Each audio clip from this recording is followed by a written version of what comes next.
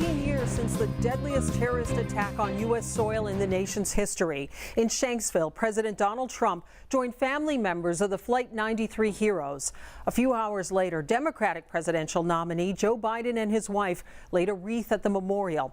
Both putting politics aside, but being here today speaks to the importance of Pennsylvania in the election.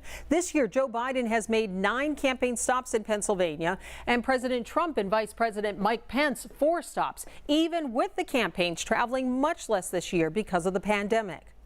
And Lisa, each candidate approached their visit to the Flight 93 memorial differently. And Channel 11's Aaron Martin joins us live at the breaking news desk to show us how they honored the victims. And Aaron, it certainly felt different.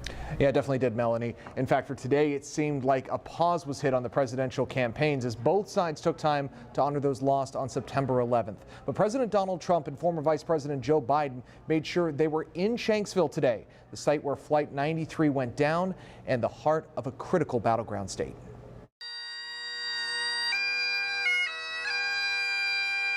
"19 years later, the names and sacrifice of the 40 passengers and crew members on Flight 93 have not been forgotten. The wounds never truly close completely. The memories of our loved ones linger like a mist." President Donald Trump and former Vice President Joe Biden were in Shanksville to honor those lost today, the closest they've come to each other in months.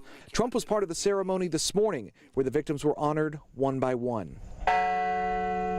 Mark Bingham. Trump offered a nation's condolences while also using the platform to highlight his administration's fight against terrorism. America will never relent in pursuing terrorists that threaten our people.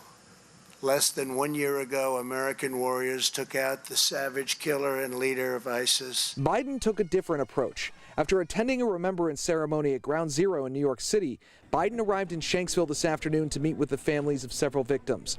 There wasn't a speech, and Biden didn't speak directly to reporters, but pool cameras caught part of his conversation with one family member. One of the marks of being an American is understanding there's some things that are bigger and more important than yourself. And while politics wasn't the focus today, the 2 presidential candidates are expected to spend plenty of time in Western Pennsylvania between now and Election Day, which is just a little more than 7 weeks away. Reporting live from the breaking news desk, Aaron Martin, Channel 11 News.